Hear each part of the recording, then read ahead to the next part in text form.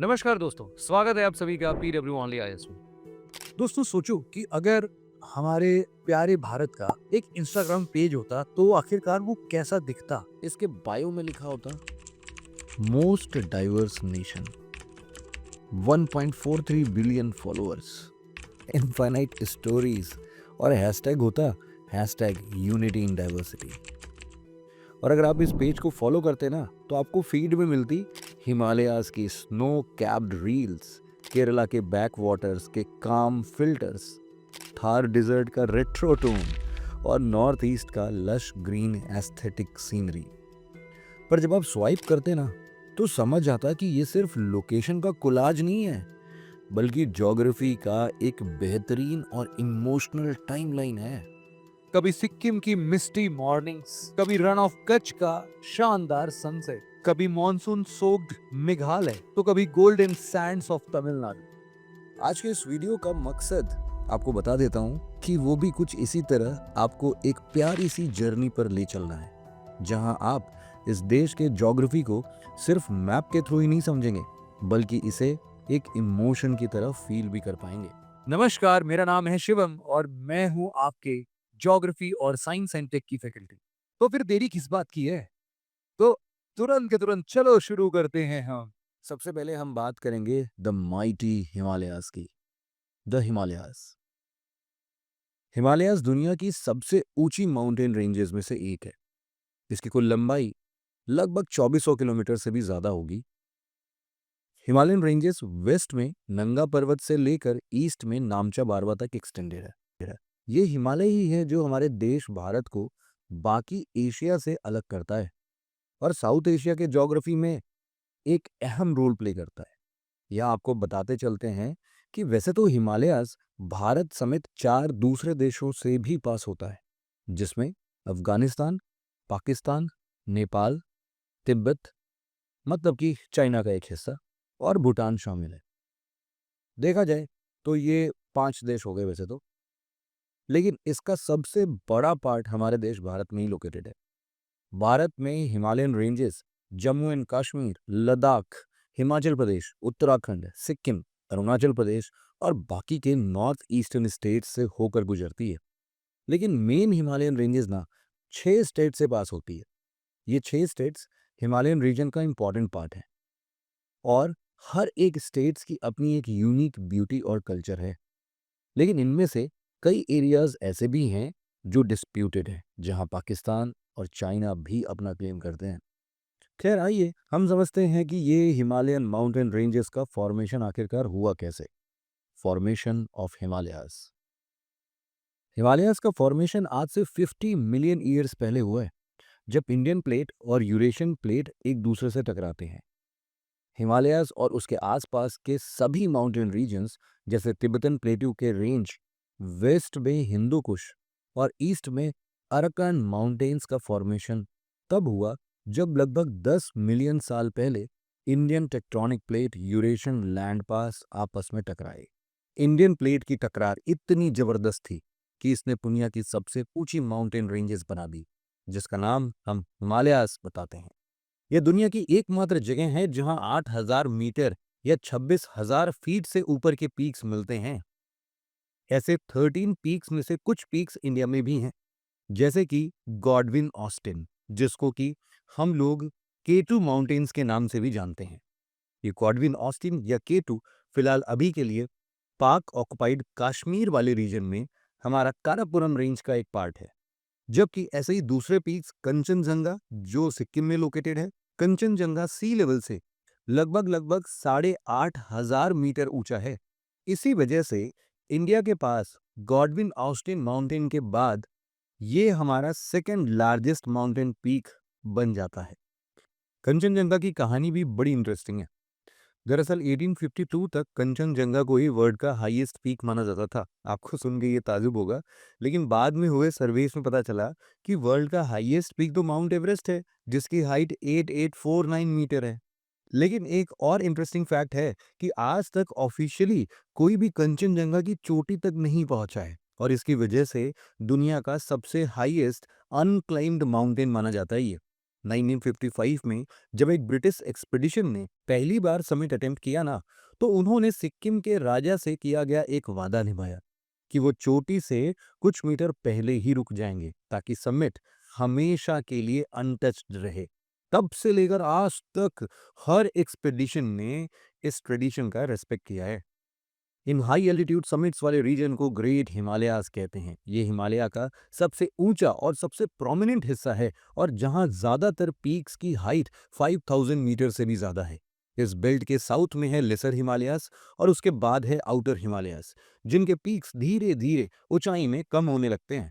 Lesser Himalayas के glaciers के पिघलने से जो मेल्ट वाटर निकलता है ना, उसी से इस रीजन में डीप वैलीज का फॉर्मेशन हुआ है। ये घाटियां आउटर हिमालयाज तक फैली होती हैं, जहां से तेज बहने वाली पानी पहाड़ों को इरोड करते हुए अपने साथ मिट्टी, पत्थर और डेब्रीज भी बहा ले जाते हैं और आगे डिपॉजिट करती जाती हैं। इन्हीं डिपॉजिट से बना है हमारे देश का vast Indo Gangetic plains. Indo Gangetic plains, जिसे हम नदन प्लेन या नॉर्थ इंडियन रिवर प्लेन भी कहते हैं, एक बहुत ही फर्टाइल और वास्ट प्लेन एरिया है जो लगभग 7 लाख स्क्वायर किलोमीटर्स में फैला हुआ है। ये region northern India, north east India, eastern Pakistan, southern Nepal और लगभग पूरा बांग्लादेश को कवर करता है। इसका नाम इसके दो बड़े रिवर्स इंडस और गंगा से पड़ा है। ये प्लेन्स हिमालयाज के बिल्कुल नीचे से शुरू होते हैं और साउथ में डेक्कन प्लेट्यू के नदर्न एज तक एक्सटेंडेड है। ईस्ट में ये नॉर्थ ईस्ट इंडिया से लेकर वेस्ट तक फैले हुए हैं। इस रीजन में वर्ल्ड की कुछ सबसे बड़ी और पुरानी सिटीज डेवलप हुई और यहां दुनिया की लगभग 1/7 पॉपुलेशन भी रहती है। इंडस, गंगा और ब्रह्मपुत्र जैसी बड़ी नदियों ने अपने सदियों पुराने एल्यूवियल डिपॉजिट से इस पूरे रीजन को बनाया है और इसी वजह से ये वर्ल्ड का लार्जेस्ट और कॉन्टिन्यूअस एल्यूवियल प्लेन माना जाता है। फर्टाइल लैंड और सफिशिएंट वाटर प्रेजेंस के कारण ये रीजन दुनिया के सबसे ज्यादा डेंसली पॉपुलेटेड और इंटेंसली फ्रेम्ड एरिया में से भी एक है। जैसे जैसे आप गंगा नदी के अपस्ट्रीम और वेस्ट की तरफ बढ़ते हैं, वैसे वैसे रेनफॉल अमाउंट कम होने लगती है। क्लाइमेट भी धीरे धीरे सब ट्रॉपिकल से हटकर सेमी एरिड बनने लगता है। आखिर में ये सफर हमें ले जाता है भारत के सबसे एरिड और डिजर्ट रीजन तक, जिसे हम थार डिजर्ट या ग्रेट इंडियन डिजर्ट्स के नाम से भी जानते हैं। थार डिजर्ट थार डिजर्ट एक वास्ट एरिड रीजन है जो इंडियन सबकॉन्टिनेंट के नॉर्थ वेस्टर्न हिस्से में फैला हुआ है। इसके नॉर्थ और नॉर्थ ईस्ट में लोकेटेड है इंडो गैंगेटिक प्लेन, जबकि इसके साउथ में है रन ऑफ कच्छ और इसके ईस्ट में लोकेटेड है अरावली रेंज। लगभग 2 लाख स्क्वायर किलोमीटर एरिया में फैला हुआ ये डिजर्ट वर्ल्ड का 18th लार्जेस्ट डिजर्ट है और 9th लार्जेस्ट हॉट सब ट्रॉपिकल डिजर्ट है। इसका करीब 85% हिस्सा भारत में आता है, जबकि 15% का हिस्सा पाकिस्तान में, और ये भारत के लगभग 4.56% ज्योग्राफिकल एरिया को भी कवर करता है। थार डिजर्ट का मेजर पोर्शन राजस्थान में सिचुएटेड है, लेकिन इसका कुछ हिस्सा ना गुजरात, पंजाब और हरियाणा तक भी एक्सटेंडेड है। पाकिस्तान में ये सिंध और पंजाब प्रोविंसेस में एक्सटेंड करता है, जहां पंजाब वाला रीजन चोलिस्तान डिजर्ट के नाम से जाना जाता है। थार डिजर्ट के कुछ हिस्सों में एनुअली सिर्फ 100 mm तक की बारिश यानी रेनफॉल हो पाती है। इस डिजर्ट की सैंड अनकॉम्पैक्टेड यानी ढीली होती है, इसलिए हवा उसे आसानी से उड़ाकर दूर ले जाती है। इसी वजह से थार के ड्यून्स ना कभी एक जगह नहीं टिकते और वेदर के हिसाब से ये घटते बढ़ते रहते हैं और हमेशा इनका शेप और जगह बदलता रहता है।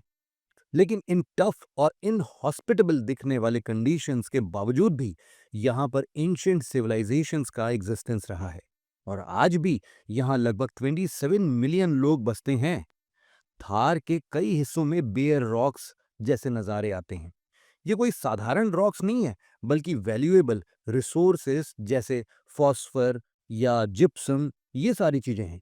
20th सेंचुरी में थार डिजर्ट में एक मासिव कनाल नेटवर्क डेवलप किया गया, जिससे यहाँ एग्रीकल्चर पॉसिबल हो पाया, और वो भी काफी बड़े स्केल पर। राजस्थान कैनाल या इंदिरा गांधी कैनाल पंजाब के 3 नदियों का पानी डाइवर्ट करके लगभग 450 किलोमीटर दूर थार डिजर्ट तक ले जाता है। आज लगभग 6700 स्क्वायर किलोमीटर का एरिया इस सिस्टम के जरिए इरिगेटेड है। गवर्नमेंट द्वारा डिजर्ट की बाउंड्रीज के बाहर ड्यून्स के मूवमेंट को रोकने के लिए छोटी झाड़ियों और पेड़ों को लगाया जा रहा है, जो कि विंड ब्रेक्स का काम करती हैं। ये विंड ब्रेक्स विंड की स्पीड्स को कम करते हैं, जिससे सैंड ड्यून्स का मूवमेंट रिस्ट्रिक्टेड हो जाता है और डिजर्ट का एक्सपेंशन नहीं हो पाता।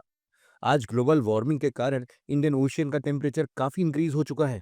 पिछले 120 सालों के वेदर रिकॉर्ड्स ये दिखाते हैं कि इस टेम्परेचर शिफ्ट के कारण मॉनसून कॉरिडोर भी धीरे धीरे शिफ्ट होता जा रहा है।